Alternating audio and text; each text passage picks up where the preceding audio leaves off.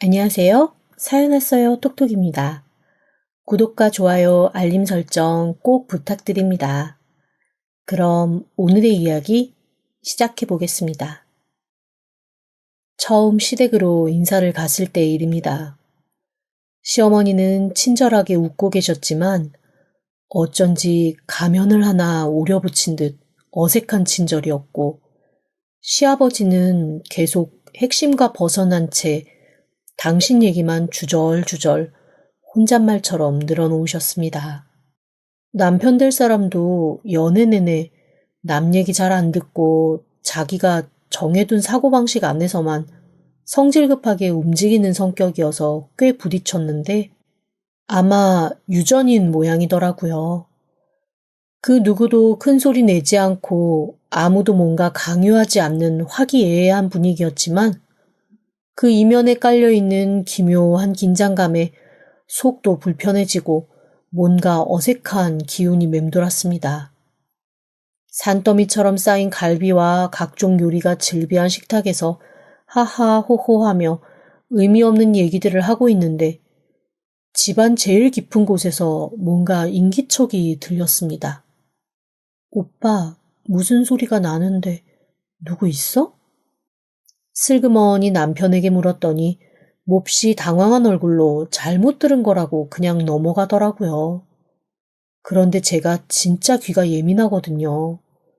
모기 쫓을 때 쓰는 기계 소리에서부터 동물들만 듣는다는 주파수까지도 어렴풋이 들을 정도로 귀가 예민하고 남들이 못 듣는 소리를 많이 듣습니다. 학교 다닐 때 별명이 소머즈였을 정도니까요. 남편이 아니라고 했지만 분명 집에 누군가가 있는 게 분명했습니다. 제 표정이 영 이상하고 그때부터 말이 없으니 시어머니가 갑자기 한숨을 푹 쉬시더라고요. 에휴, 좀 가만히 좀 있으라고 했는데. 네? 어머니, 그게 무슨 말씀이세요? 아니, 굳이 오늘 인사시킬 필요는 없어서 방에 가만히 있으라고 했거든. 오늘은 어른들끼리 만나는 날인데 여튼 네가 영 찜찜한 모양이니 잠깐만. 식탁에서 일어나신 시어머니는 부엌 반대편 창고인 줄 알았던 문간방을 두들기며 누군가를 부르셨습니다. 나와. 어이구, 그 몇 시간을 가만히 못 있어서. 에휴. 방문을 열고 나온 사람을 보고 저는 너무 깜짝 놀라고 말았습니다. 아무리 많이 보려 해도 10살이 채 안 되어 보이는 어린 여자아이가 잔뜩 기가 죽어 쭈뼛거리며 걸어 나오더라고요. 누구예요? 손주야. 제 조카. 조카요? 순간 좀 이상한 생각이 들었습니다. 분명 외아들이라고 알고 있었거든요. 한 번도 형제 자매에 대한 얘기를 한 적도 없고 늘 자기 혼자라서 부모님이랑 돈독하다는 말만 했으니까요. 그래서 사실 친정에서는 결혼을 반대했습니다. 효자 외아들한테 시집가서 무슨 고생을 하려고 하냐. 그냥 연애 길게 안 했으니 헤어지고 다른 사람 만나라고 하셨거든요. 그런데 남편이 의외로 맺고 끊는 게 칼 같아서 데이트를 하면서도 보면 자기 엄마 아빠가 하는 부탁이나 요구, 칼같이 잘 마무리하더라고요. 그런 모습이 1년쯤 쌓이니 이 사람이라면 외아들의 효자라도 결혼해도 되겠다는 판단이 섰습니다. 그리고 제 성격이 아직 벌어지지도 않은 일에 굳이 애명 걸면 고민하고 미리 겁내는 거 별로 안 좋아하거든요. 일단 지금 현재는 이 사람이 좋으니 결혼해서 살고 살면서 만약 속 뒤집는 일이 생기면 그때 그냥 해결하자 싶은 마음에 결혼을 강행했습니다. 그런데 뜬금없는 조카의 등장은 제가 상상했던 예상 시나리오에 전혀 없는 일이었거든요. 좀 당황스럽더라고요. 그리고 더 당황스러웠던 건 10살쯤 돼 보이는 그 꼬마 여자애를 대하는 시댁 식구들의 태도였습니다. 아무리 어른들끼리 모여 얘기하는 식사 자리라고는 해도 아이에게 방 안에 꼼짝 말고 있으라고 하는 게 도저히 이해가 되지 않았습니다. 저녁 식사 자리기는 했지만 그 집에 도착한 게 거의 4시 언저리였고 조카가 모습을 드러낸 건 8시였으니 그 아이가 저녁을 먹었을지 아닐지도 모르는 상황이었고요. 그리고 눈빛을 보니 이건 아무리 좋게 봐주려고 해도 사랑받은 아이의 모습은 아니었습니다. 일단 방 밖으로 나온 이 상황 자체가 자기에게 몹시 불리하다는 걸 본능적으로 알고 무서워하는 눈이더라고요. 안녕, 나 삼촌이랑 결혼할 사람이야. 호칭은 나중에 정리하기로 하고 아까 진작에 인사했으면 같이 밥 먹으면서 얘기 나눌 수 있었을 텐데. 밥은 먹었어? 아니, 네. 혹시 지금까지 아무것도 안 먹었어? 아니에요. 제가 배가 안 고파서 안 먹는다고 했어요. 에이, 말도 안 돼. 원래 잘할 때는 배가 안 고파도 끼니 거르면 안 돼. 몸에서 얼마나 영양소를 많이 필요로 하는데. 그러자 시어머니가 뭔가 변명을 하듯 주섬주섬 이 말 저 말을 하기 시작하시더라고요. 아유, 애가 입이 짧아. 그리고 너 오기 전에 좀 이르게 먹었다. 걱정하지 마. 설마 우리가 애를 굶기겠니? 에이, 어머니, 이 나이에는 먹고 들어서면 배고픈데요. 밖에서 온갖 음식 냄새 풍긴 거 다 방으로 흘러들어갔을 텐데. 먹고 싶었을 수도 있죠. 저기, 이름이 뭐야? 아, 박세윤이요. 이름 예쁘네. 세윤아, 갈비 같이 먹을래? 아니요, 괜찮아요. 그러지 말고 같이 먹자. 너무 많아서 그래. 아이는 괜찮다고 고개를 저으면서도 시선을 갈비에서 떼지 못하더라고요. 그러니 더더욱 안 먹을 거면 들어가라는 말을 할 수가 없었습니다. 차라리 눈치 없는 삶인 것처럼 아이에게 먹고 가라고 채근하는 게 나았지요. 제 권유에 못 이긴 척 자리에 앉은 아이는 시어머니와 시아버지, 남편의 눈치를 슬슬 보다가 갈비 하나를 슬그머니 들고 뜯기 시작했습니다. 아니, 그런데 이건 아무리 봐도 뭔가 먹은 애가 아닌 거예요. 그래서 애 좀 편하게 먹게 해주고 싶어서 남편 옆구리 쿡 찔렀습니다. 아버님 모시고 나가서 저녁에 먹을 술 사와. 어? 오늘은 술 먹지 말라며. 그냥 모시고 나가면 이상하니까 대충 둘러대고 술 한 병 사서 들어오라고. 애가 눈치 보느라 못 먹잖아. 남편은 뭔가 떨떠름한 얼굴로 제 눈치를 보며 아버님과 함께 밖으로 나갔습니다. 두 사람이 나간 후 시어머니 팔짱을 제가 끼고 어머니께 애교를 부렸지요. 어머님, 저 어머니 가방 콜렉션 좀 보여주시면 안 돼요? 어? 너 밥 다 먹은 거야? 그럼 좀 치우고 봐야지. 에이, 좀 이따 치우면 어때요? 그리고 그 컬렉션 아버님 모르신다면서요. 그이가 다 말해줬어요. 그럼 모르지. 알면 나 쫓겨나 얘. 그러니까 아버님 안 계신 지금 얼른 한 10분만 보고 나와요. 네? 아유, 상 치워야 하는데 어쩌나? 우리 그러면 정말 10분만 잠깐 볼까? 시어머니는 금세 신이 나서 얼른 방으로 들어가셨습니다. 남편이 말해준 적이 있거든요. 시어머니가 가방을 진짜 너무 좋아하는데 검소한 아버님 만나 결혼하신 후로는 변변한 가방 하나 들고 살지 못했다고요. 그러다가 몇 년 전부터 살림이 좀 나아지고 남편도 돈을 벌면서부터 아버님 몰래 가방을 사서 하나, 두 개 모았다고 했습니다. 그 말을 하며 남편이 저한테 이러더라고요. 우리 엄마 기분 풀어주는 마법의 단어야. 가방. 아마 당신이 하나에서 10까지 마음에 안 드는 사람이었다 할지라도 가방 보여달라 그러고 미친 듯이 칭찬하면 그 순간부터 엄청 사랑받을걸? 그리고 뭔가 분위기가 이상하거나 불어나면 그냥 무조건 가방 보여달라고 해. 그러면 일단 넘어갈 수 있어, 우리 엄마는. 그 어이없는 충고가 이렇게 쓰일 줄은 누가 알았겠어요. 어머님을 따라 가방을 구경하러 방으로 들어가면서 저는 허겁지겁 갈비를 뜯는 조카아이에게 속삭였습니다. 천천히 먹어, 응? 그렇게 아이가 갈비를 먹을 시간을 벌어주고 저는 시어머니를 따라 가방이 있는 방으로 가서 마음에도 없는 맞장구와 입에 발린 칭찬을 하며 가방 구경을 했습니다. 어머니는 정말 가방을 엄청 좋아하시는지 하나하나 어디서 샀고 어떤 것 때문에 샀고 어떨 때 드신다는 얘기까지 주절주절 풀어놓으시면서 시간 가는 줄 모르시더라고요. 어머님의 가방 자랑은 술 사러 갔던 남편과 시아버지가 들어오는 문소리를 듣고서야 끝이 났습니다. 아무 일도 없다는 듯 나간 부엌은 텅 비어 있었습니다. 급하게 뜯어먹은 갈비뼈만 한쪽에 쌓여 있었고 아이의 모습은 보이지 않더라고요.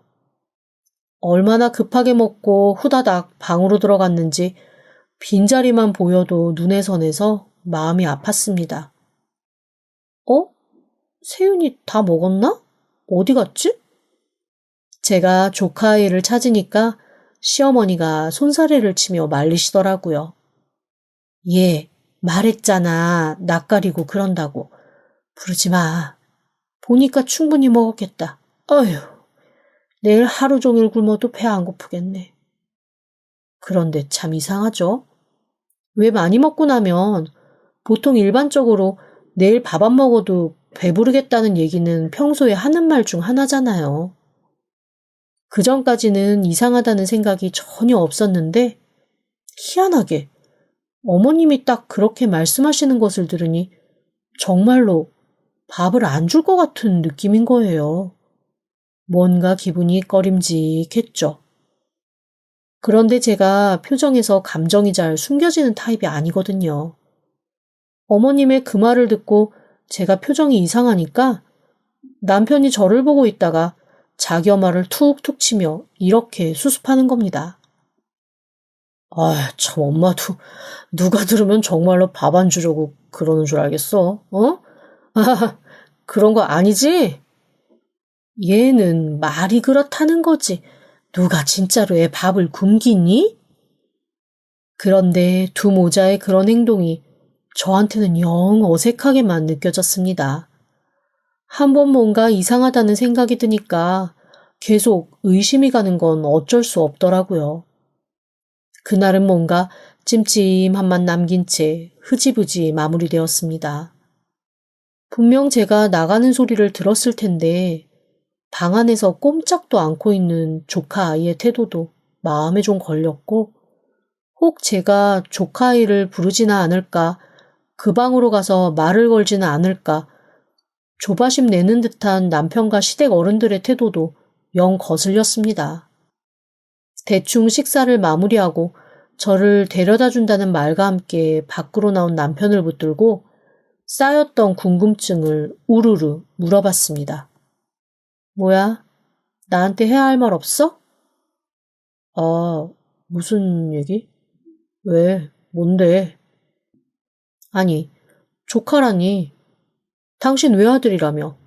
어떻게 조카가 생겨? 우리 집에는 별로 좋은 얘기 아니어서 말 안 했어. 미안해. 그래도 조만간 하려고는 했어. 무슨 얘긴데? 그 조만간이 지금이야. 빨리 얘기해봐. 남편이 해준 얘기는 좀 슬프지만 충격적인 얘기였습니다.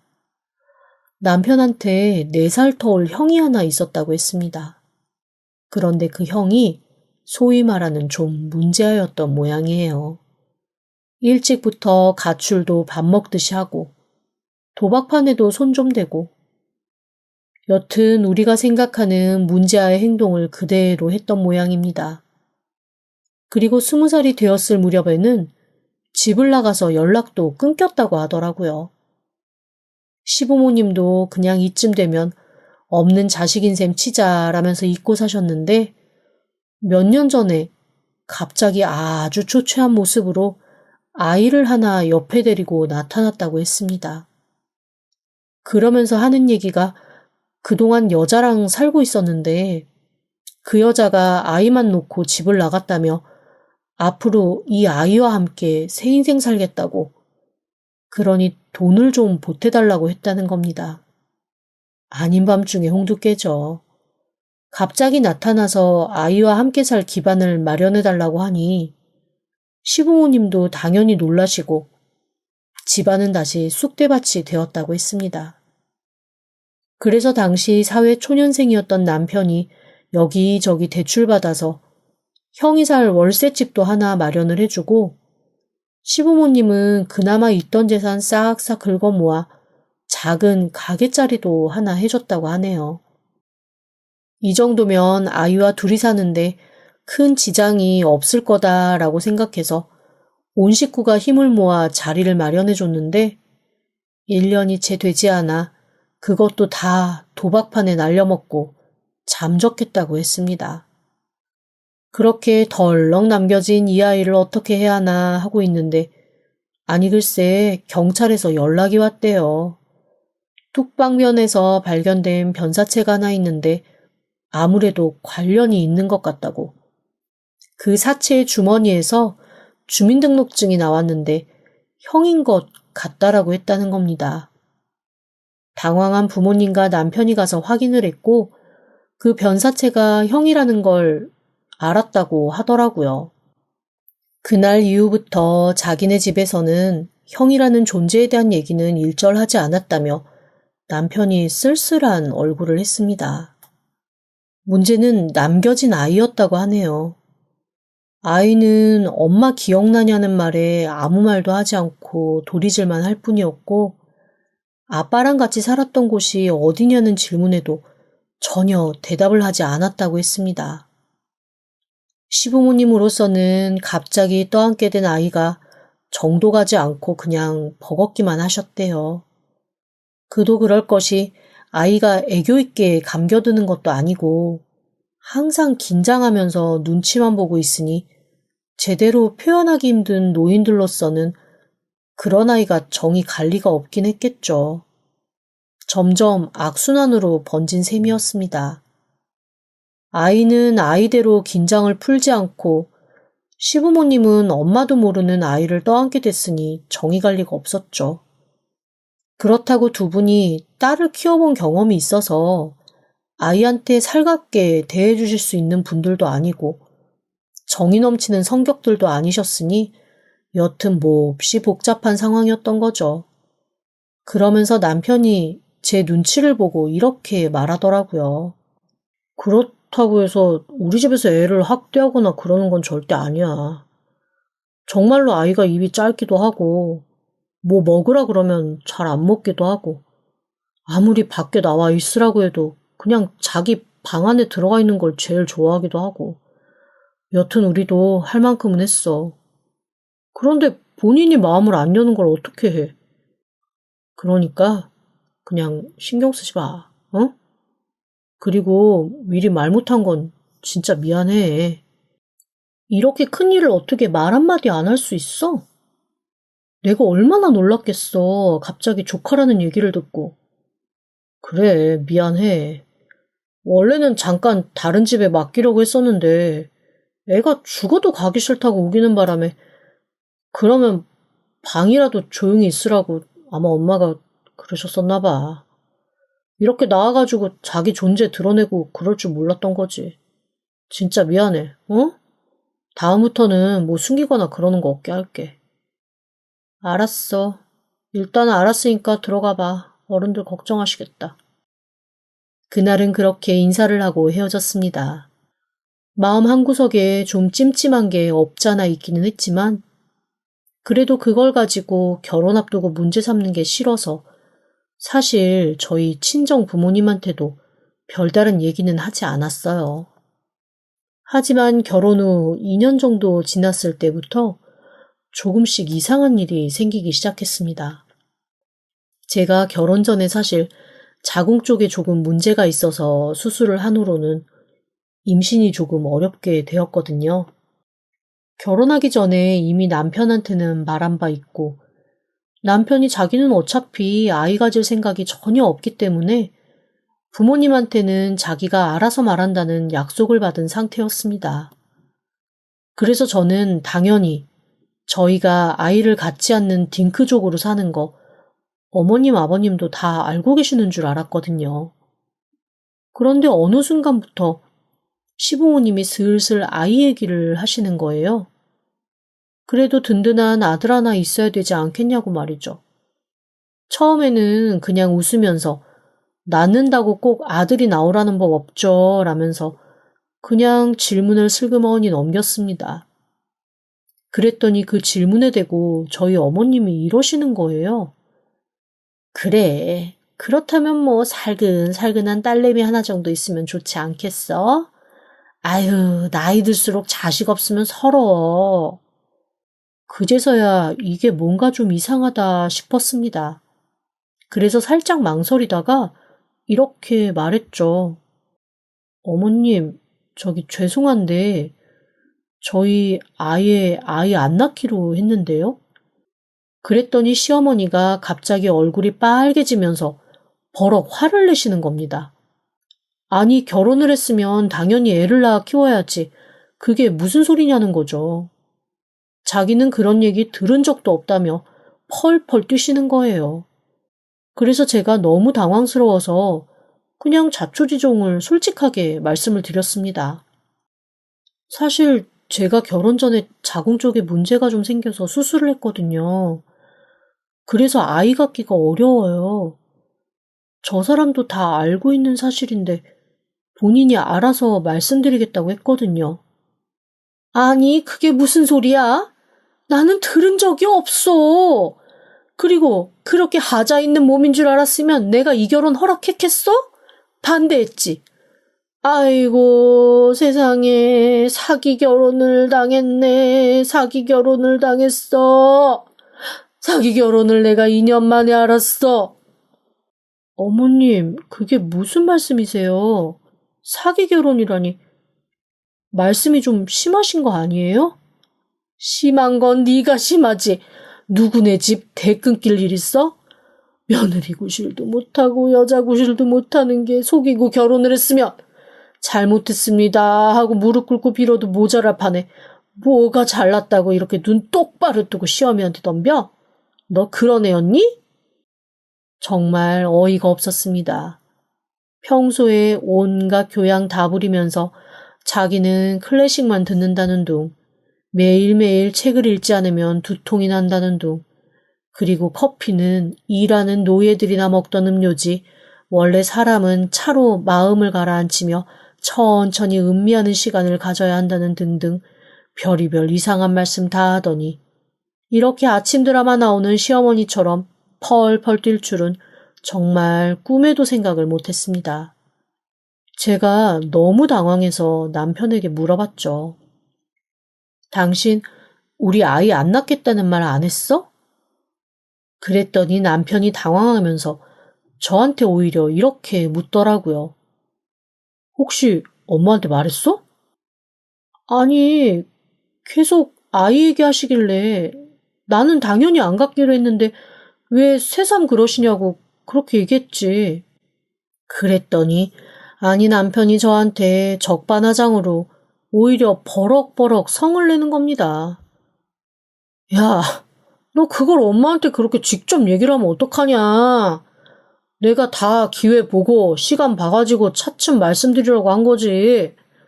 어느 시어머니가 정상적이지 않은 여자랑 결혼하는 거 반기겠어? 내가 나중에 다 알아서 말씀드리려고 아무 말도 안 했는데 이런 식으로 초를 치냐? 야, 네가 일 다 망쳤다, 다 망쳤어. 그런데 저는 남편이 했던 얘기 중에 그 어떤 것도 귀에 들어오지 않고 정상적이지 않은 여자라는 말만 확 가슴에 와서 박혔습니다. 잠깐만, 말이 좀 이상하다? 정상적이지 않은 여자라니. 그럼 당신 이때까지 나를 비정상이라고 생각하고 살았던 거야? 그랬더니 남편이 살짝 당황한 듯이 얼굴이 붉어지다가 금세 뻔뻔하게 저한테 다시 이렇게 얘기를 하더라고요. 야, 내가 그냥 애를 별로 원하지 않으니까 그냥 결혼을 한 거지. 사실 너 나 아니었으면 결혼하기도 힘들었어. 요즘에 누가 결혼 전부터 애 못 갖는 여자 좋다고 결혼하겠냐? 그 소리를 듣는데 갑자기 오만 정이 다 떨어졌습니다. 그리고 말을 하겠다고 뻐끔거리는 입을 한 대 쥐어받고 싶더라고요. 저도 모르게 주먹이 꼭 쥐어지는 걸 간신히 참아 억누르며 남편에게 다시 한번 물었습니다. 그러니까 너는 내가 비정상이라고 생각했다는 거네? 아니, 그게 그렇다는 말이 아니라 몰라. 어쨌건 네가 일 다 망쳤어. 나 이거 엄마한테 뭐라고 말하냐? 진짜 큰일 났네. 그러더니 남편은 저와 대화할 자리를 피하려는 듯이 훅 밖으로 나가버리더라고요. 배신감과 황당함에 온몸이 덜덜 떨려왔습니다. 제가 2년 동안 밥 해먹이면서 살았던 인간이 대체 어떤 인간인지 감을 잡을 수가 없더라고요. 밤늦게 들어온 남편은 저한테 이런 방구 말도 없이 작은 방 가서 홀로 잠을 청했습니다. 저희가 결혼하면서 약속했던 것 중에 하나가 아무리 화가 나는 일이 있어도 각방만은 하지 말자. 각방을 쓰는 순간 그것으로 더 이상 당신과는 살고 싶지 않습니다. 라는 표시라고 약속을 한 적이 있었거든요. 들어와서 제 마음을 풀어주지 못할 망정 그렇게 딱 다른 방 들어가서 잠청하는 남편을 보며 저는 마음속에 있던 제 마지막 애정의 끈과 이성의 끈이 푹 끊어지는 소리가 들렸습니다. 하지만 제가 먼저 말을 하는 건 너무 자존심이 상해서 일단 남편의 태도가 어떨지 기다려보기로 했죠. 그런데 하루가 지나고 이틀이 지나도 남편은 저에게 사과할 생각, 제 마음을 풀어줄 생각 없는 듯 보였습니다. 이쯤 되면 그냥 헤어지자고 하는 건가 보다라는 생각이 들어서 몹시 우울한 마음이 들 때쯤 시어머니에게 전화가 왔습니다. 그런데 저의 우울했던 마음은 시어머니의 전화를 받고 완전히 다른 감정으로 변해버리고 말았습니다. 바로 분노와 황당함이었어요. 대뜸 저에게 시어머니가 전화를 해서 하신 말씀이 뭐였는 줄 아세요? 내가 좀 고민을 했는데 네가 애를 못 낳는다면 할 수 없지. 그래도 참 다행인 게 자식처럼 키울 애는 있지 않겠니? 그럴 애가 있어서 다행이다 라는 생각을 했다. 그게 무슨 말씀이세요? 키울 애가 있다니? 세윤이 말이다. 세윤이요? 그래. 안 그래도 걔도 이제 슬슬 부모가 필요할 나이고 나랑 네 아버지가 키우기에는 좀 버거우니 네가 좀 데려다 키워라. 네? 어머님, 그게 말이 된다고 생각하세요? 아니, 말이 왜 안 되니? 이것만큼 말 되는 얘기가 어딨니? 아니, 내가 피 안 섞인 생판 남을 데려다가 입양해서 키우래? 피 한 방울 안 섞인 아이도 입양해서 키우는 사람들 많잖니? 그런데 너는 그거에 비하면 네 조카를 그냥 자식으로 데려다 키우니까 얼마나 좋아. 이것도 다 하늘에서 정한 뜻이다. 그리고 너 우리 집에 처음 인사 왔을 때부터 그렇게 걔 챙겼잖아. 그게 다 네 자식이 되려고 끌리는 게 있어서 그런 모양이지. 내가 네 서방하고는 얘기 다 끝냈다. 그 사람이 그렇게 한다고 했다고요? 그래, 지난번에 와서 나랑 그렇게 얘기 다 끝내고 갔어. 그런데 아직 데려간다는 말이 없어서 얘가 아직 네 눈치 보느라 말을 못했나 보다 싶어서 내가 얘기해 주는 거야. 조만간 데리고 가서 키울 생각해라. 정말 분노가 머리 끝까지 치밀어 올랐습니다. 저보고 아이를 데려다 키우라는 말을 했기 때문에 화가 난 게 아니었어요. 세윤이를, 그 아이를 누구든 데리고 가서 키우면 되는 것처럼 생각하는 그 태도와 마음이 너무 어이가 없었습니다. 아니, 집에서 키우는 강아지도 이렇게 함부로 다른 집에 줄 마음 못 먹을 텐데 어떻게 할머니라는 사람이, 그리고 삼촌이라는 사람이 그 아이에게는 묻지도 않았을 게 뻔한 입양과 가족 얘기를 이렇게 쉽게 하는지 너무 어이가 없었습니다. 시어머니에게 딱 부러지게 말했습니다. 혹시 세윤이가 그러겠다고 하던가요? 아유, 지가 뭘 한다고, 하라고, 하면 하는 거지. 어머님, 그건 아니죠. 그 아이도 의견이 있죠. 어린 게 뭘 알아. 그냥 하라고 하면 하는 거야. 뭘 물어봐. 그리고 지도 엄마 아빠 생기면 좋지 뭐. 그런데 저는 정말 이해를 못하겠더라고요. 평생 삼촌으로 알던 사람이 갑자기 하루아침에 아빠가 되는 거, 과연 정말로 행복할까 싶었습니다. 그리고 제가 알기로는 저랑 결혼 생활하는 2년 동안 제 남편 단 한 번도 조카의 생일은커녕 크리스마스나 어린이날조차 챙긴 적이 없었거든요. 그것도 사실 좀 이상하긴 했습니다. 보통 삼촌이면 어린이날에 조카 장난감 하나 정도는 사줄 수 있잖아요. 그런데 오히려 제가 챙겼으면 챙겼지 본인이 알아서 챙긴 적은 한 번도 없었습니다. 그런 사람이 무슨 아빠가 되겠다고 하는지 정말 어이가 없더라고요.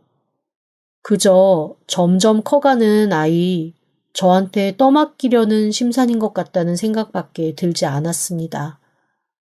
그래서 남편이 자는 동안 몰래 핸드폰을 뒤져서 세윤이 번호를 알아냈습니다.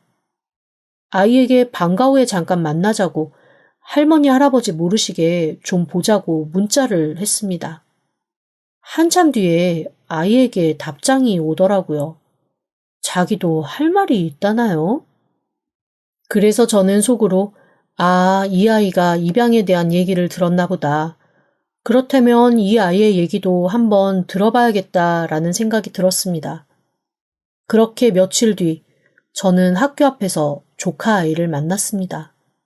아이가 몹시 불안해하는 눈빛으로 저한테 그러더라고요. 혹시 여기서 좀 멀리 떨어진 곳으로 가서 얘기할 수 있어요? 학교 근처 말고. 여기는 할머니 친구분들도 많고 아는 사람도 많아서 좀 불편해요. 이제 중학교 1학년인 아이가 뭘 그렇게 눈치 볼 게 많은지 슬금슬금 주변을 돌아보면서 그런 얘기를 하는데 마음이 좀 아프더라고요. 그래서 제가 차에 싣고 1시간 정도 떨어진 외곽 큰 카페로 갔습니다. 제가 결혼 전에 자주 갔던 카페였는데 빵도 맛있고 커피도 맛있어서 제가 좋아하는 곳이기도 하거든요. 아이에게 먹고 싶은 거 있으면 다 고르라고 했습니다. 그랬더니 아이가 슬그머니 눈치를 보다가 제일 싸고 작은 빵을 하나 고르는 거예요. 사실 그 나이 때 먹고 돌았으면 배고프고 먹고 싶은 게 많잖아요. 그런데 눈치 보면서 딱 하나만 고르길래 제가 웃으면서 그랬습니다. 세윤아, 작은 엄마 돈 많이 벌어. 너희 삼촌보다 많이 버니까 괜찮아. 먹고 싶은 거 다 골라. 그리고 좀 오래 둘 수 있는 과자나 그런 것도 골라서 방에다 놓고 배고플 때마다 먹어. 진짜 그래도 돼요? 그래도 괜찮아. 할머니가 이런 과자 같은 건 잘 안 사주시지. 네, 슈퍼에 있는 과자도 잘 안 사주세요. 이런 구움 과자 같은 건 한 몇 주 둬도 괜찮거든? 이런 거는 먹고 싶으면 사도 돼. 우와, 감사합니다. 조카 아이는 아주 환한 얼굴로 그때서야 양껏 먹고 싶은 만큼 빵도 고르고 과자도 고르더라고요. 그런데 그걸 보고 있는데 마음이 너무 짠해져 왔습니다. 아이가 고민해서 고르는 게 처음에는 가격을 보고 싼 걸 고르다가 제가 마음껏 고르라고 허락했더니 이거는 오늘 먹을 거, 이거는 내일 먹을 거, 이거는 좀 오래 두고 먹을 거, 그거를 분배하면서 고르고 있다는 게 확 보이는 거예요. 얼마나 그 집에서 눈치를 보며 먹고 싶은 거 제대로 못 먹고 사는지 딱 봐도 알겠더라고요. 그러면서 한편으로는 좀 후회가 몰려왔습니다. 그동안 명절 때 어머님 아버님이 한 번도 집에 저를 들이신 적이 없거든요. 처음 그렇게 인사 간 이후로 저는 시댁을 한 번인가 두 번인가 밖에 못 갔습니다. 그것도 아이가 소풍 가던 날, 혹은 아이가 어디 수학여행 갔을 때, 조카 아이가 집에 없을 때만 저를 꼭 부르시더라고요. 그리고 명절 때는 아이도 어디 가지 않고 집에 있으니 저를 집에 들이기가 싫으셨던 모양인지 굉장히 쿨하고 명절 신경 안 쓰는 시부모인 것처럼 밖에서 밥만 먹고 헤어지곤 했습니다. 그때마다 저는 되게 게임분이다, 되게 편하게 쉽사리 한다라는 생각만 했을 뿐 집에서 혼자 남아 있을 아이 생각은 사실 하지 못했어요. 그런데 그렇게 빵을 고르는 아이를 보니까 그 생각을 미처 하지 못했던 제 자신이 좀 미워지더라고요. 아이가 빵을 고르고는 가만히 또 제 눈치를 봤습니다. 신나서 고르긴 했는데 너무 많이 골랐다 싶었던 모양이죠. 그래서 제가 웃으면서 그 위에 과자 한두 개를 더 놓아주며 이거면 그래도 조금 먹을 수 있겠다라면서 쿨하게 계산을 했습니다. 그리고 아이와 마주 앉았죠. 제가 가만히 아이를 보면서 먼저 물었습니다. 그래, 하고 싶었던 얘기 먼저 한번 해봐. 무슨 얘기 하고 싶어? 저 작은 엄마 딸 되는 거예요? 글쎄, 안 그래도 그 얘기를 좀 해보고 싶어서 만나자고 했어. 저 그런데 이미 작은 엄마 딸이에요. 그게 무슨 소리야? 세윤이가 머뭇머뭇하다가 제게 전해준 얘기는 몹시 충격적인 얘기였습니다. 삼촌이 아니라 아빠예요. 갑자기 머리가 쪼개지는 것 같으면서 아무 생각이 안 들더라고요. 그러니까 그게 무슨 소리야? 아빠한테 형 있다는 거 거짓말이에요. 저 아빠가 삼촌이에요. 삼촌이 저희 엄마랑 사고 쳐서 저 낳았고, 엄마는 지금 다른 사람이랑 결혼해서 살고 있어요. 그래서 저 진짜 사실은 아빠 딸이에요. 아이가 두서없이 더듬더듬 하는 말이 대체 무슨 말인지 이해가 되지 않아 한참을 가만히 있었습니다. 그러니까 정리하자면 제 남편이 일찍 사고 쳐서 아이를 낳았고 그 사실을 숨기고 결혼을 한 거죠. 그리고 그 아이를 자기 아이임에도 불구 입양해서 아예 자식으로 당당히 키우겠다는 거였습니다. 그런데요, 사실 입양도 아니에요. 저 아빠한테 호적 올라가 있어요. 머릿속이 땡 하고 울리더라고요. 그러고 보니까 혼인신고를 하고 나서 한 번도 제가 주민등록 등본, 초본, 가족관계 증명서 이런 거를 떼본 기억이 없는 겁니다. 항상 뭔가 행정적인 일이 필요하면 남편이 먼저 알아서 다 해주었고 저는 그냥 신경 쓰지 말라고만 했었거든요. 그리고 제가 하고 있는 일이 본봉보다는 성과급이 따로 나오는 일이어서 사실 연말정산도 제가 아닌 남편 쪽에서 했기 때문에 그동안 서류상으로 어떻게 기재되어 있었는지 굳이 떼보지 않았다는 게 확 깨달아졌습니다. 너무 놀라서 아이한테 잠깐만 여기서 빵과 음료 먹고 있으라고 두고 가장 가까운 주민센터로 달려가서 가족관계 증명서를 떼보았습니다. 그랬더니 정말로 세윤이가 저와 남편 사이에 딸로 들어가 있더라고요. 너무나 큰 충격을 받아서 그 자리에 주저앉고 말았습니다. 천천히 아이에게 가서 가만히 세윤이를 바라봤더니 그 친구가 글쎄 이렇게 얘기를 하더라고요. 죄송해요. 네가 왜 미안해? 그냥 언젠가부터 제 존재 자체가 여기저기 다 미안해요. 너는 그런 얘기 하지 마. 그런 거 절대 아니야. 잘못은 네 아빠가 한 거고 속인 것도 네 아빠고 너는 미안할 일이 없어. 저 근데 솔직히 아빠보다 작은 엄마가 더 좋아요. 왜?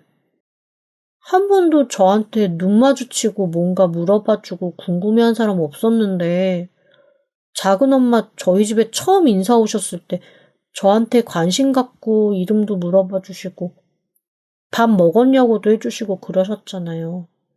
그리고 집에 가면서도 계속 저 어딨는지 괜찮은지 두리번거리시는 거 저 방 안에서 다 봤어요.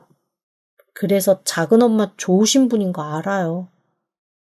아이가 그렇게 얘기를 하는데 정말 심장 끝이 찌르르 하더라고요. 도저히 이거는 그냥 있을 수 없겠다라는 생각이 들었습니다. 그날 저녁 저는 가족관계 증명서를 손에 쥐고 남편 앞에 섰습니다. 남편이 의아한 눈으로 저를 보는 순간 가족관계 증명서를 앞에 휙 던진 채 그대로 남편의 뺨을 올려붙였습니다. 처음에는 자기가 왜 맞았는지 몰라서 어리벙벙 하던 사람이 가족관계 증명서를 보고 당황해서 제 앞에서 뭔가 변명하듯이 더듬거리더라고요. 그래서 제가 남편한테 물었습니다.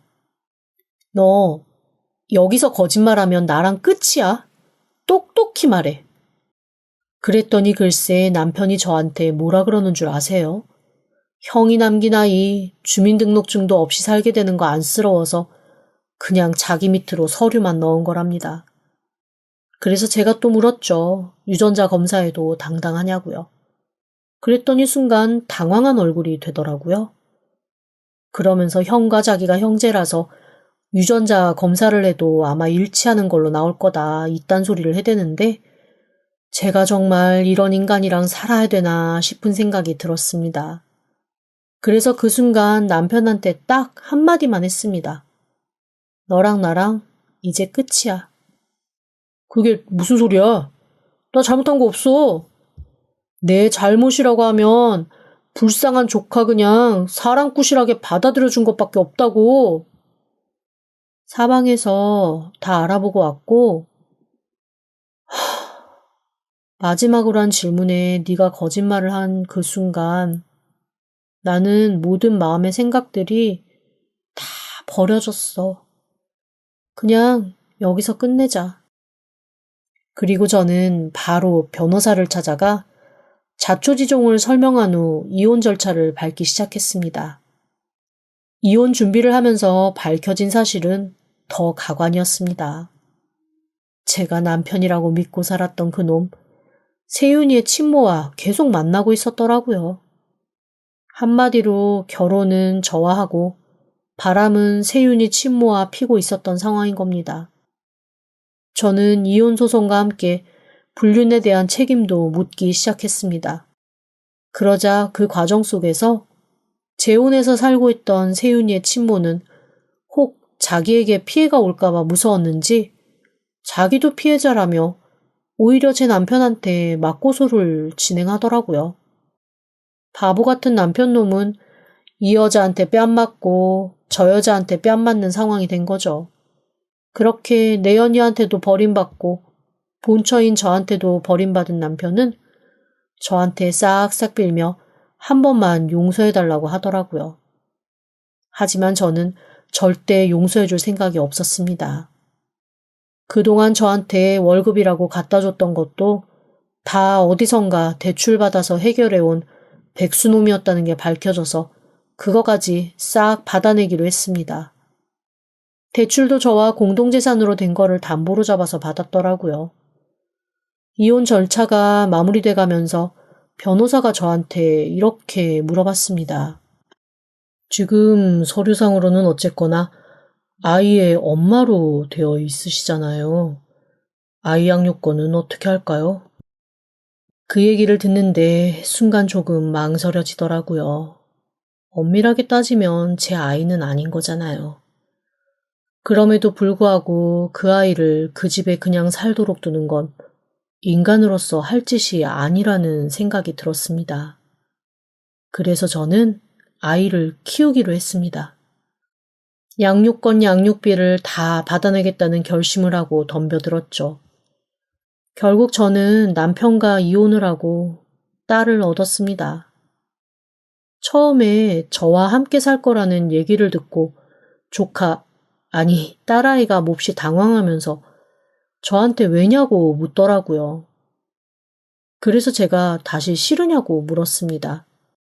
어차피 서류상으로는 엄마인데 진짜 엄마가 돼볼까 한다고 했더니 아이가 펑펑 울면서 이렇게 말하더라고요.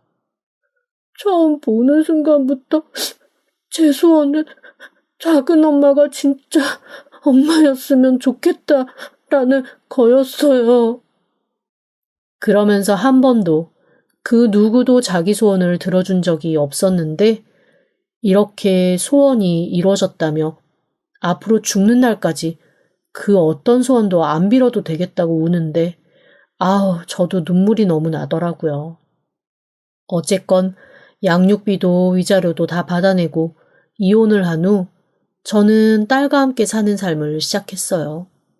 시어머니는 마지막까지 어차피 이렇게 딸로 받아들여 살 거 자기 아들은 왜 내쫓냐고 말도 안 되는 소리를 짓거리셨지만 그러거나 말거나 더 이상 그 집안 식구들과는 연관되고 싶지 않았거든요. 그렇게 제 딸과 저는 살던 집도 정리하고 멀리 떨어진 곳으로 이사를 가기로 했습니다. 딸이 저한테 요즘에도 한 번씩 슬그머니 다가와서 속삭여요. 엄마 사랑해요 라고요. 그럴 때마다 100명의 남편보다 이 아이 하나가 더 낫다라는 생각이 들면서 저도 모르게 흐뭇한 웃음이 지어집니다. 이 아이의 정말 좋은 엄마가 되어주려고요. 지금까지 들어주셔서 감사합니다. 구독과 좋아요, 알림 설정은 사연 왔어요 톡톡에게 큰 힘이 됩니다. 지금 바로 구독 부탁드립니다. 그럼 다음 사연으로 또 찾아오겠습니다. 감사합니다. 안녕하세요. 사연 왔어요 톡톡입니다. 구독과 좋아요, 알림 설정 꼭 부탁드립니다. 그럼 오늘의 이야기 시작해 보겠습니다. 형만한 아우 없다는데 저희 집은 반대입니다. 제 남편은 약간 선비 같고 서생 같은, 즉 학교 다닐 때는 공부 잘하는 아들로 훨씬 사랑받았을지 모르지만 돈 버는 능력은 별로 없는 사람이에요. 반면에 남편의 동생, 즉 서방님은 정말 사업적인 수완이 뛰어나서 대학교 때 이미 학생 창업 통해서 꽤 큰 돈을 벌고 이후에도 쭉 사업을 해왔습니다. 잘할 때는 별명이 꼴통이었대요. 그만큼 엉뚱하고 사고도 많이 치고 그래서 시부모님이 늘 네 형 반만 됐으면 좋겠다고 혼을 내곤 하셨다는데 어느새 그 말이 바뀌어서 이제는 남편에게 네 동생 반만 하고 살았으면 우리가 걱정이 없다는 얘기로 바뀌었다고 하더라고요. 제가 결혼을 할 때도 시부모님은 다른 거는 모르겠고 맏아들이 경제적 능력이 동생보다 부족하다는 걸 걱정하셨습니다. 그런데 그때는 부모님이 그 걱정을 하시는 게 저한테 그렇게 큰 문제가 되지 않았어요. 어차피 돈이야 있다가도 없고 저도 버니까 적당히 남들 사는 만큼은 살 거라고 생각을 했죠. 그런데 그 생각이 조금 잘못된 것이었다는 건 남편의 동생이 결혼을 한 후부터였습니다. 이게 사람이 아무렇지도 않을 수 있는 건 비교할 대상이 없어서 그런 것이고 비교할 대상이 생기면 마음이 볶이는 게 순리더라고요. 사실 결혼 후에 제가 친구들이랑 비교하기 전에는 제 살림과 삶이 어떤지 객관적으로 들여다볼 기회가 별로 없잖아요.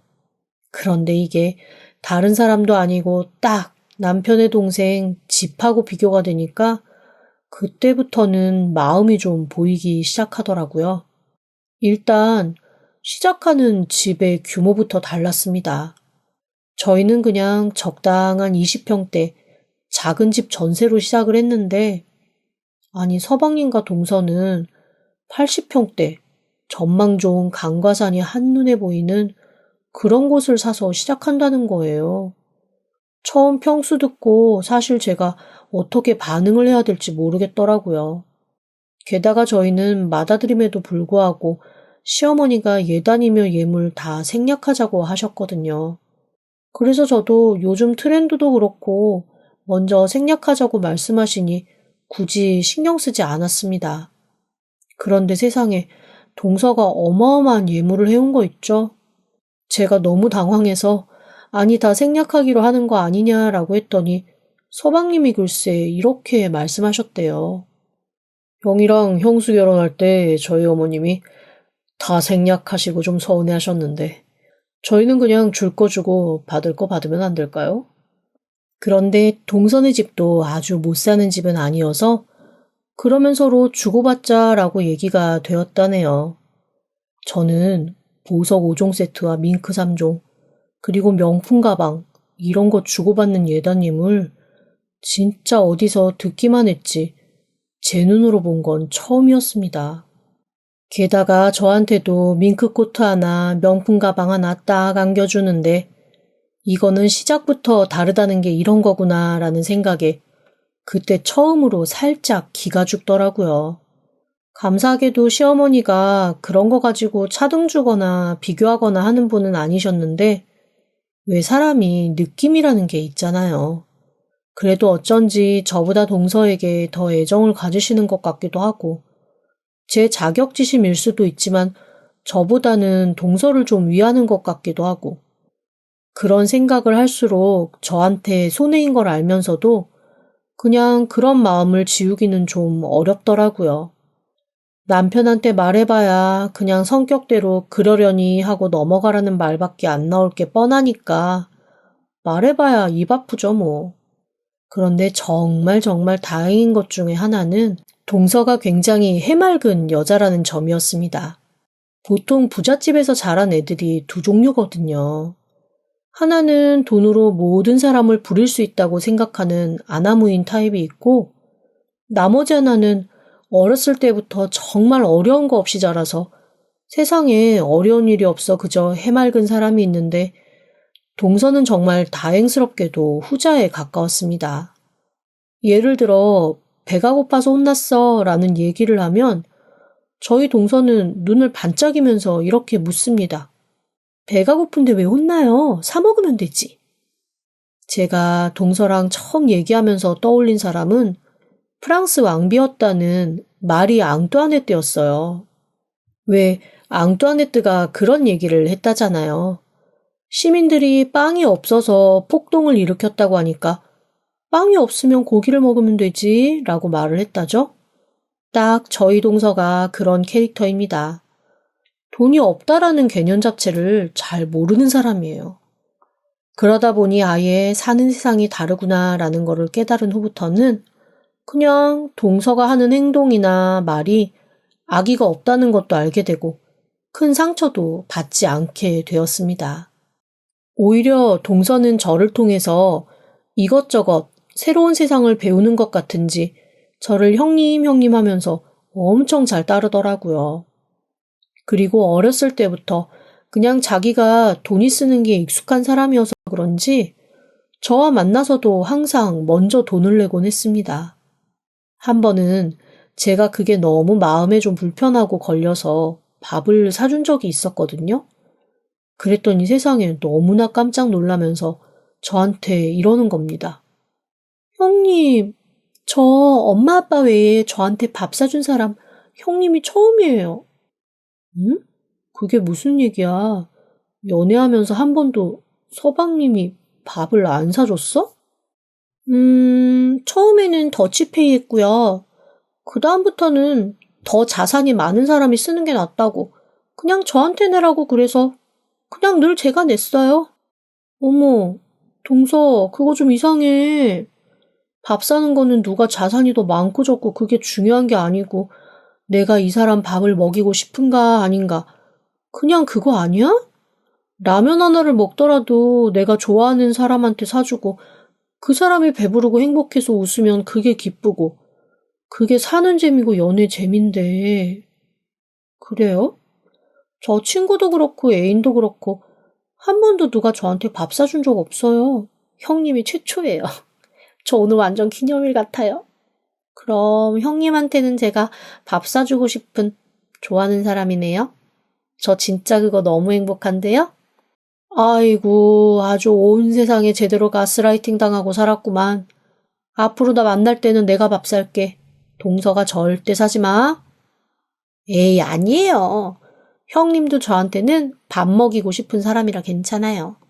그리고 저 돈 쓰는 거 엄청 익숙하고 잘해요. 그런데 희한하게 다른 사람이 그렇게 얘기했으면 돈 자랑하는 것 같고 재수가 없었을 텐데 동서가 말하면 그런 거부감은 들지 않았습니다. 그 사람한테 악의가 없고 정말로 해맑고 뭘 몰라서 그런다는 게 느껴지는 사람이었거든요. 뭐랄까, 그저 사랑만 받아온 딱 5살짜리 강아지 보는 그런 느낌이었습니다.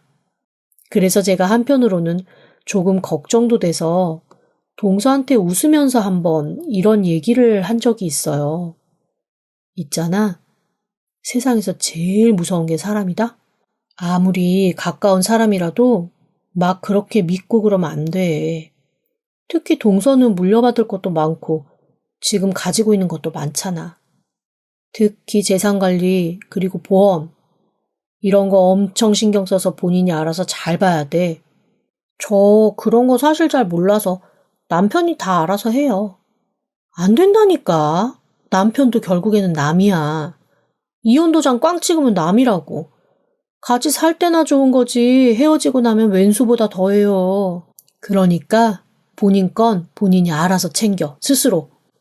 알겠습니다. 저 안 그래도 엄마 아빠가 형님이랑 똑같은 얘기 몇 번 하신 적 있어요. 그런 거 꼼꼼하게 잘 챙기라고.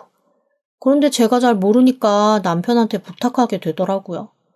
저 처음에 연애 시작한 것도 그 사람이 저 이런 방면 도와줘서 그렇게 된 거거든요. 진짜 둘이 어떻게 만난 거야? 아, 학교에서 카드 판촉하는 사람 있죠. 신용카드. 그 신용카드 판촉하는 사람이었어요. 근데 제가 그때 그 사람이 권하는 신용카드 디자인이 마음에 들어서 하나 만들고 싶었거든요. 그래서 그것 때문에 서로 만나고 얘기하다가 재밌더라고요. 똑똑한 것 같고. 그래서 몇 번 더 만나고 그렇게 사귀게 됐어요. 남녀가 바뀐 신데렐라 스토리가 여기 있었구나. 서방님이 환골탈태하게 된 게 다 동서 덕이었네.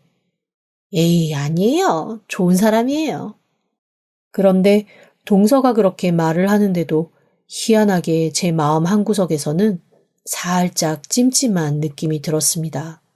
왜냐하면 처음 남편과 연애할 때 남편이 동생 소개시켜준다고 한번 나오라고 해서 나간 자리에서 엄청 실망을 한 적이 있었거든요. 지금이야 번듯한 사업가로 멋진 양복에 외제차 끌고 다니지만 그때만 해도 세상 이렇게 싸 보이는 양아치가 있나라는 생각을 할 정도로 하고 다니는 거, 말투, 행동 다 너무 이상하고 실망스러웠습니다. 연애하면서 몇 번 더 만났고 그럴 때마다 조금씩 변하길래 사람이 이렇게 변할 수도 있구나라는 생각을 하기는 했는데 그럼에도 불구하고 중간중간 본인이 가지고 있는 특유의 양아치 기운은 사라지지 않더라고요. 그런데 그걸 워낙 본인이 잘 숨기기도 하고 돈으로 잘 커버하기도 하니 확 눈에 띄진 않았지만 그래도 그런 모습을 알고 있는 제 눈에는 그게 종종 보이곤 했습니다. 남편한테 말해봐야 자기 동생 나쁘다는 얘기하는 거니까 별로 듣기 좋은 얘기도 아닐 거고 그렇게 저 혼자만 모두가 칭찬하고 대단하게 생각하는 서방님을 꽃갈눈 뜨면서 보고 있는 중이었죠. 제 친구가 제 얘기를 듣고 이렇게 말하더라고요. 너 그거 자격지심 아니야? 자격지심? 무슨 자격지심? 그냥 네가 그렇게 양아치라고 생각했던 사람이 번듯하게 돈도 잘 벌고 엄청 부자로 사니까 뭔가 좀 놓친 것 같고 조금 더 잘해줄걸 뭐 이런 생각도 들고 그래가지고 뒤늦게 드는 자격지심 아니야? 아, 아니야. 그런 거 아니야. 나는 지금 내 삶에 만족한다니까. 그런데 동서 보면 가끔 부럽다며. 그거는 서방님 돈으로 사는 동서가 부러운 게 아니라 그냥 태생적으로 해맑고 그래도 좀 있는 집에서 자란 동서가 부러운 거야. 그래? 나는 남편이 돈 많이 벌어오는 애들이 훨씬 부럽더라. 내가 노력 안 하고 남편 덕에 사는 거. 아, 나 그런 여자 하고 싶은데. 야, 시대에 역행하는 소리 하지 마. 시끄러. 사실 친구가 솔직하게 그렇게 내뱉은 말을 듣고 저는 가슴 한켠이 푹 찔렸습니다. 말로야 진취적으로 내가 씩씩하게 사는 그런 삶 살고 싶다고 했지만 친구 말을 딱 듣고 나니까 마음 한켠에 제가 동서를 좀 부러워하고 있을지도 모른다는 진심이 보이더라고요. 약간 속물 같다는 생각에 조금 창피하기도 하고 남편한테 좀 미안하기도 하고 그런 한편 제 신세가 조금 처량하기도 하고 영 복잡한 생각이 들었습니다. 그럼에도 불구하고 동서와 저는 그냥 사이가 좋았어요.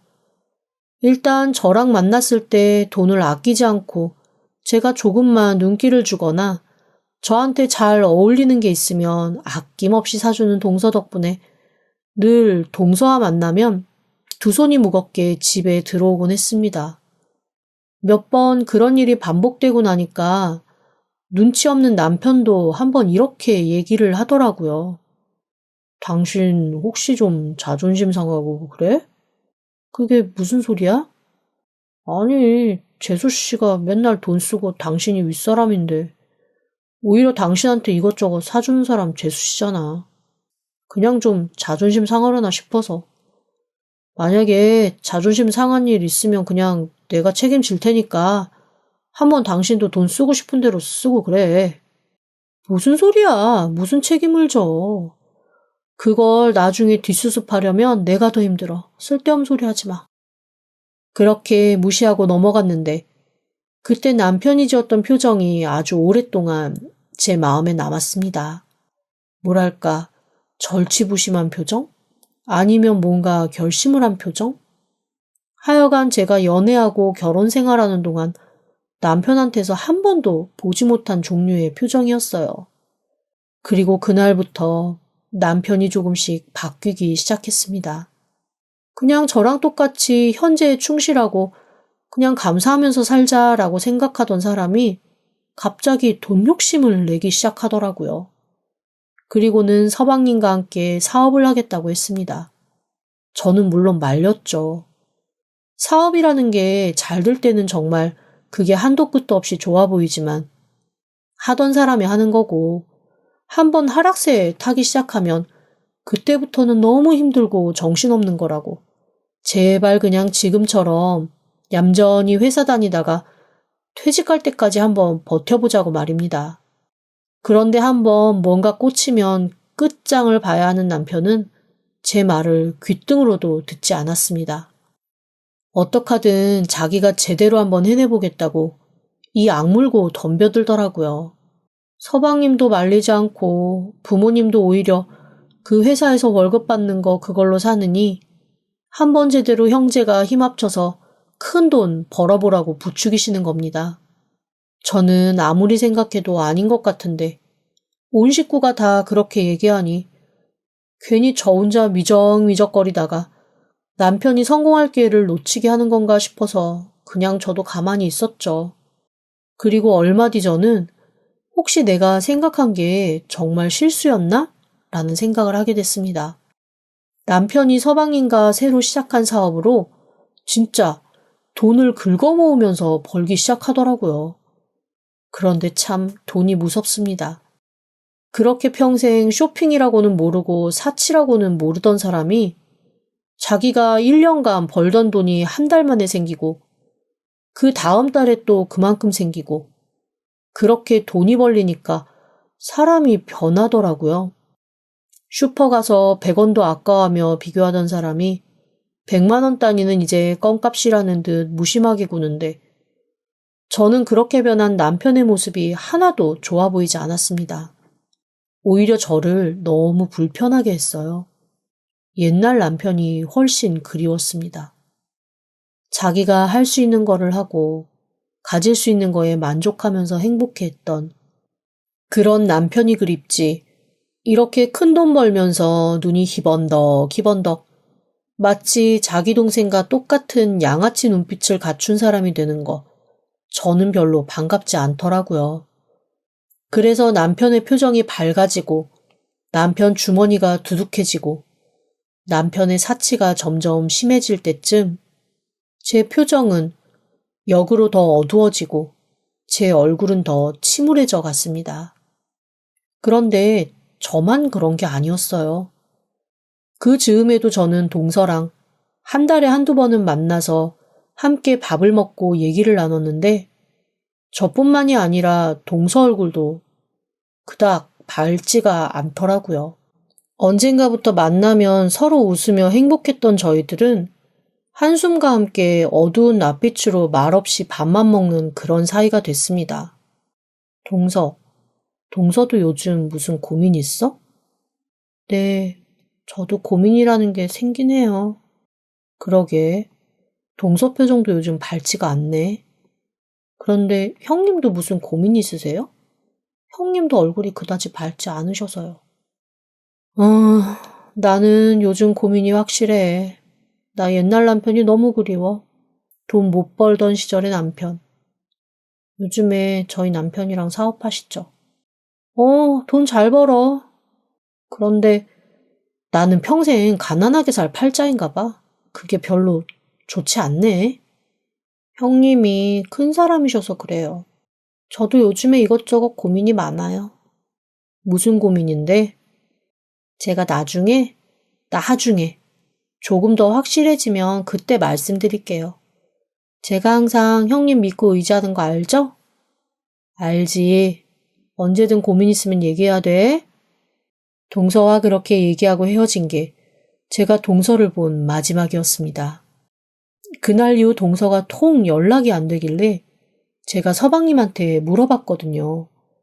혹시 동서가 연락이 안 되는데 전화 좀 줄 수 있냐고 그랬더니 서방님이 머뭇거리시다가 글쎄 이런 말씀을 하시는 거예요. 너무나 충격이었습니다. 그냥 다 싫다고 집을 나갔는데 저도 행방을 모르겠어요. 뭐라고요? 동서가 집을 나가요? 아니 왜요? 저도 몰라요. 지금 여기저기 사람 풀어서 찾고는 있는데 뭐 별일 있겠어요. 장인 장모가 경찰한테 연락한 걸 원하지 않으셔서 사람 풀어 찾고 있습니다. 아무래도 좀 소문이 무서우신 분들이니까 경찰보다 당신들이 아는 사람 써서 찾는 게 훨씬 안전하고 빠르다고 그렇게 말씀하셨어요. 아니, 그래도 경찰의 도움을 받아야 되는 거 아닌가? 제가 알아서 할게요. 그리고 저희 집엔 얘기하지 마세요. 엄마 아빠 걱정하시니까. 그렇게 동서가 사라졌다는 얘기를 듣고 저는 정말 너무 걱정이 돼서 일이 손에 잡히지 않았습니다. 그런데 그런 저에게 더 심란하게도 남편이 너무 이상한 소리를 하는 거예요. 저한테 뜬금없이 이렇게 물어보더라고요. 혹시 재수 씨 보험 같은 거 잘 드러났나? 알아서 드러났겠지. 근데 당신이 동서보험에 왜 관심이 있어? 아니, 관심이 있는 게 아니고 그렇게 태생적으로 더 잘 사는 사람들은 보험을 어떻게 드나 궁금해가지고 한번 물어보고 싶어서. 뭐 알아서 잘 들었을 거야. 그런 거 물어보고 그럴 필요 없어. 요즘에 재수 씨랑 사이가 안 좋아? 영 대답이 떨떠름하다? 아니야, 사이 안 좋을 게 뭐가 있어. 이상할 거 없어. 제가 계속 이렇게 말을 돌리니까 남편이 뭔가 낌새를 챈 것처럼 계속 이상하다며 저에게 무슨 일이 있냐고 채근하듯 묻더라고요. 할 수 없이 동서가 사라졌다는 얘기를 남편에게 해주었습니다. 그런데 저는 남편이 정말 불에 댄 듯 깜짝 놀랄 줄 알았거든요. 근데 의외로 그래? 라는 말과 함께 별 반응을 보이지 않는 거예요. 그래서 제가 오히려 남편한테 왜 안 놀라냐고 물어봤죠. 그랬더니 이 사람이 뭐라고 대답하는 줄 아세요? 왜? 내가 꼭 놀라야 돼? 그냥 며칠 여행 갈 수도 있고 갑자기 훅 떠날 수도 있는 거지 뭐. 그걸 가지고 내가 화들짝 놀래? 그런데 그 반응이 어쩐지 좀 저는 미심쩍고 마음에 들지 않았습니다. 물론 안 놀랄 수 있죠. 그런데 이게 그래도 가족이고 밥도 몇 번 같이 먹은 사이면 그렇게 뜬금없이 없어졌다고 할 때 걱정하는 기색이라도 보이고 만약에 동서가 걱정이 안 되면 자기 동생이라도 걱정을 해야 되잖아요. 그런데 그런 게 전혀 없이 정말 완전 사돈의 팔촌의 옆집의 뒷집 사람 얘기하듯이 무심한 게 제가 알던 남편 같지가 않았습니다. 예전 남편이라면 자기라도 나가가지고 찾아봐야 되는 거 아니냐는 말을 할 사람이었거든요. 이게 영 내가 알던 사람이 돈 때문에 이렇게 바뀔 수가 있나? 아니면 그냥 원래 이런 사람이었는데 내가 몰랐던 건가? 복잡한 마음이 더 심란하게 저를 괴롭혔습니다. 그렇게 한숨만 푹푹 쉬면서 대체 동서가 어디서 뭘 할까 걱정만 한 바가지 하고 있는데 그날 밤 아주 밤늦게 모르는 번호로 전화가 한 통 왔습니다. 이 시간에 오는 건 대부분 스팸 전화라는 생각에 제가 절대 받지 않거든요. 근데 어쩐지 느낌이 좀 이상해서 슬그머니 전화를 받았습니다. 여보세요? 동서? 놀랍게도 그 번호는 동서의 전화였습니다. 너무 당황해서 제가 지금 대체 어딨냐, 이 번호는 뭐냐라고 물었지만 동서는 제 말을 듣지도 않고 횡설수설 자기 말만 하기 시작했습니다. 이거 뭔가 이상하다 싶어서 얼른 전화기 녹음 기능을 켰죠. 동서의 말은 딱 한 줄이었습니다. 형님, 아무도 믿지 마요. 그 누구도 믿지 말고 당장 그 집에서 나와요. 형님 계속 거기 있다간 죽어요. 그리고 뚝 전화는 끊겼습니다. 너무 소름 돋고 무섭더라고요. 분명히 동서의 목소리였고 뭔가 술에 취하거나 이상한 약을 먹은 것 같지도 않았는데 모를 소리만 하고 뚝 전화를 끊어버리니까 대체 이게 뭔가 싶었습니다. 전화기를 붙들고 멍하게 거실에 앉아 있는데 방에서 자는 줄 알았던 남편이 눈을 부비면서 나오더라고요. 무슨 일이야? 누구 뭐 전화 왔어? 평소 같으면 동서가 전화했다라면서 호들갑을 떨고 무슨 일이 있나 보다라면서 안절부절 못하며 남편에게 모든 걸 논의했을 텐데 어쩐지 그러면 안 될 것 같다는 생각이 들었습니다. 그래서 제가 일부러 하품하는 척하면서 남편한테 그냥 스팸 전화인데 나도 모르게 받아서 잠이 깨버렸다고 그렇게 얘기를 했습니다. 그러자 남편이 피식 웃으면서 스팸 욕을 막 하다가 다시 방으로 들어가서 잠을 청하더라고요. 아무리 생각해도 너무 이상했습니다. 그래서 조용히 밖으로 나가서 다시 그 번호로 전화를 했죠. 그랬더니 이번에 동서가 아닌 다른 사람이 받는 거예요. 혹시 이 전화 조금 아까 다른 사람이 쓰지 않았나요? 네, 안 그래도 되게 다급해 보이는 여자분이 부탁하셔가지고 잠깐 빌려드렸는데요. 죄송한데 어디서 빌려주셨어요? 여기가 그러니까 좀 당혹스러워하던 그 남자가 알려준 곳은 남쪽에 있는 섬이었습니다. 남자는 사람 없는 이 섬에 자기가 텐트 들고 하룻밤 자러 들어왔다고 하더라고요. 아무도 없을 줄 알았는데 갑자기 어디선가 여자 하나가 튀어나와서 자기도 기절하게 놀랐다며 그 여자가 전화를 빌려달라고 해 딱 2군데에 전화를 했다고 했습니다. 그래서 제가 혹시 나머지 1군데 어디 전화했는지 번호 좀 알려줄 수 있냐고 했죠. 그 남자가 제 핸드폰으로 그 번호를 보내주더라고요. 그 번호는 다름 아닌 그 섬에서 가장 가까운 경찰서 번호였습니다. 이거 분명 무슨 일이 났다 싶어서 제가 한번 직접 가보기로 했습니다. 그런데 짐을 챙기러 집에 들어갔는데 자는 줄 알았던 남편이 식탁에 앉아서 저를 가만히 노려보고 있는 거예요. 그러더니 무서운 소리로 저한테 이렇게 묻는 겁니다. 재수 씨한테 무슨 얘기 들었어?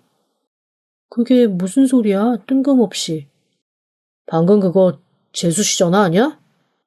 무슨 얘기야? 아니야. 나 지금 잠이 안 와서 산책하고 온 거야.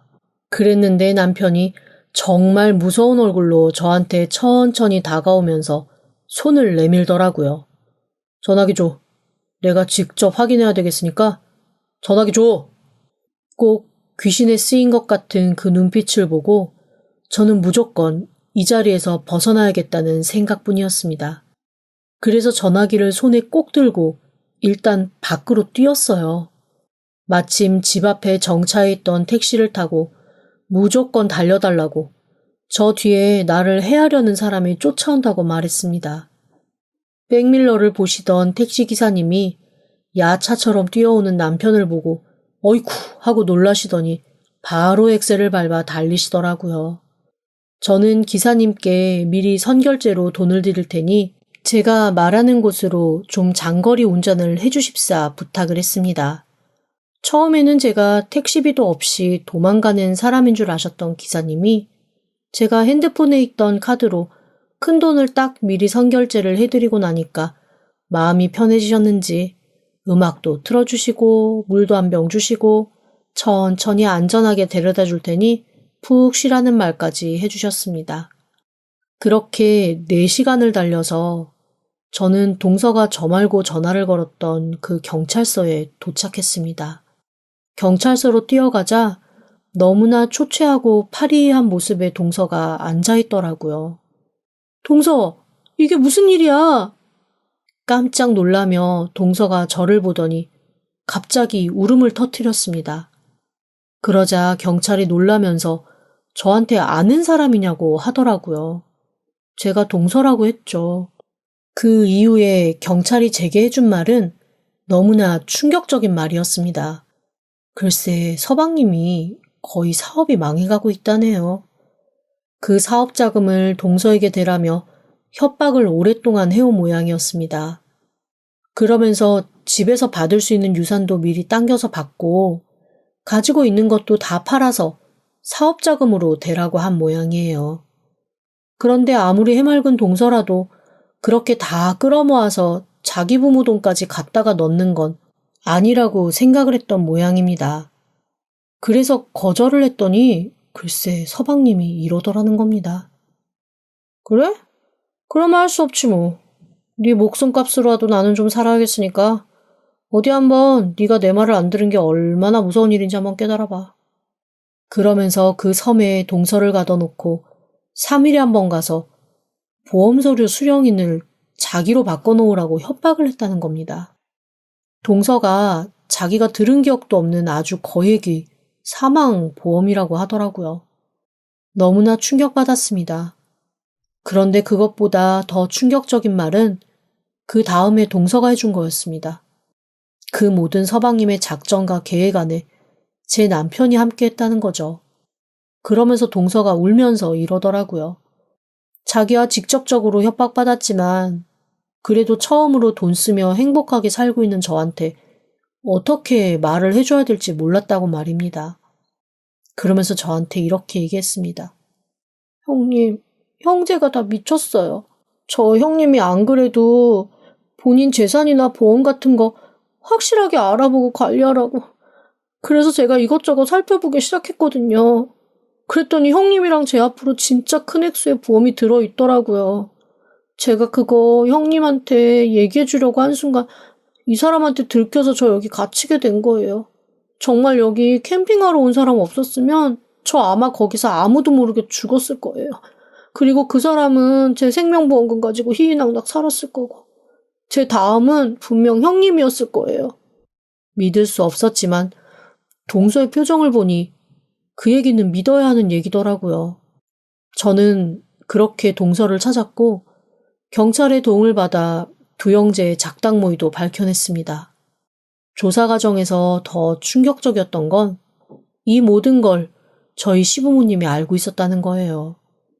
돈에 눈이 멀어서 두 아들이 함께 벌이는 범죄 행위를 가만히 두고 보셨던 거죠. 모르는 척, 며느리들한테 좋은 시부모인 척하면서 두 분 다 저희가 남기고 갈 재산을 호시탐탐 노리셨던 겁니다. 정말 너무 소름이 돋고 무서웠습니다. 저랑 동서는 동서 친정의 도움을 받아 무사히 안전하게 이혼을 할 수 있었습니다. 동서 친정 어르신들이 저한테 생명의 은인이라며 얼마나 감사해 하시는지 몸둘 바를 모르겠더라고요. 오히려 제가 좀 더 일찍 깨닫지 못해 동서를 고생시켜 미안할 뿐이라고 했더니 앞으로 평생 먹고 사는 건 걱정하지 마라. 자기가 딸 하나 더 있는 듯 돌봐주겠다라는 말씀을 하시더라고요. 말씀만이라도 감사했죠. 동서와 저는 큰 충격받은 마음을 치료하기 위해 일단 해외로 나가기로 했습니다. 자연 좋은 곳에서 둘이 같이 조금 아무 생각 없이 지내다 올 생각이에요. 뒤늦게 약간 무슨 주술 풀린 듯이 정신 차린 남편은 자기가 잠깐 눈이 돌았었다며 한 번만 용서해달라고 했지만 저는 절대 남편을 용서해줄 마음이 없습니다. 그 희번덕하면서 저에게 전화기 내놓으라고 다가왔던 그 얼굴이 정말 잊혀지지 않거든요. 동서와 저 서로 의지하며 새 인생 살아갈 수 있겠죠? 결혼을 다시 하고 싶은 건 아닌데 살면서 다시 누군가를 믿으면서 살아보고 싶다는 생각은 드네요. 지금까지 들어주셔서 감사합니다. 구독과 좋아요, 알림 설정은 사연 왔어요 톡톡에게 큰 힘이 됩니다. 지금 바로 구독 부탁드립니다. 그럼 다음 사연으로 또 찾아오겠습니다. 감사합니다.